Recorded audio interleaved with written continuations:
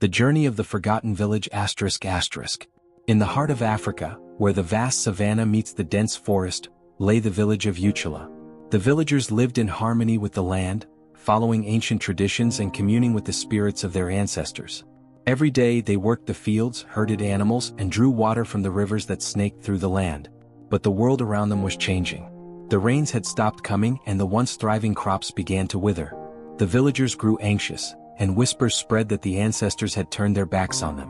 One night, under the pale light of a full moon, the villagers gathered for a ritual dance. Dressed in bright beads and traditional garments, they moved to the beat of drums around a blazing fire.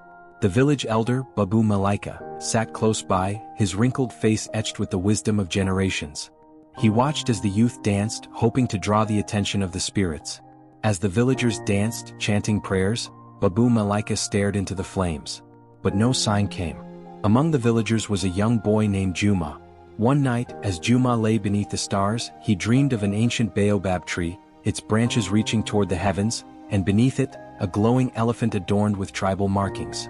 The great elephant whispered, "Seek the mountain of the ancestors. There you will find answers."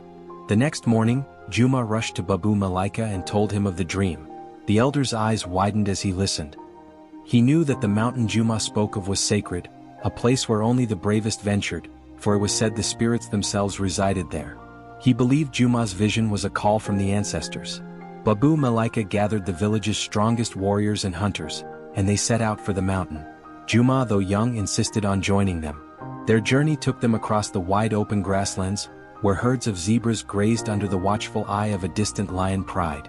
As they traveled, they passed through the forest, where ancient trees whispered in the wind and mystical spirits seemed to flicker just out of sight, watching over them. The group paddled through rivers in wooden canoes, crossing waters inhabited by hippos and crocodiles. At night, they heard the call of leopards and the distant roar of lions. The days were long, but Juma's vision guided them onward. Finally, after many days, they reached the base of the mountain of the ancestors. Its towering peak was shrouded in mist, and ancient rock carvings lined the pathway leading to the top. Exhausted but determined, the villagers began the steep climb. Upon reaching the summit, they found a small shrine, adorned with offerings from long ago, beads, animal bones, and small carvings. They knelt before it and prayed for guidance. Suddenly, a gust of wind swept through, and in the distance, Juma spotted a moving figure on the horizon. It was not a storm or a spirit, it was a caravan of desert traders, their camels and horses cutting through the shimmering heat of the plains. Babu Malaika stood and watched as the caravan approached. They were Arabs, traders from the distant desert, draped in flowing robes. The caravan leader, a man named Yusuf, dismounted from his camel and approached the villagers. "We have heard of your troubles," Yusuf said. "The land has grown harsh, but we bring knowledge that can help you." The villagers were unsure, but Babu Malaika welcomed the travelers with open arms. The traders shared not only food and water but also wisdom. They taught the villagers how to dig wells deep into the ground to reach hidden water and how to preserve what little they had. The traders also spoke of distant lands where the rains had failed, but life continued through ancient techniques of farming and water management. With the help of the caravan, the villagers returned home and began the difficult work. They dug deep into the earth and soon water flowed from beneath the ground, enough to revive their crops. The desert traders stayed for a time, offering their assistance as the village recovered.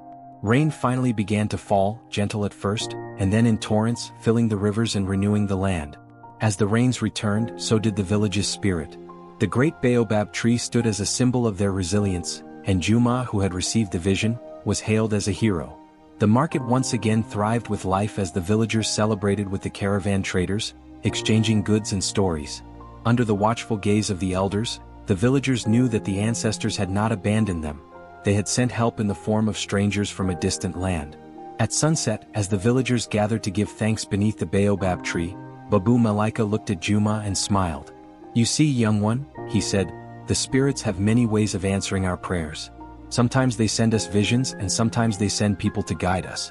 Our village is whole again thanks to you, and thanks to those who came from beyond the sands."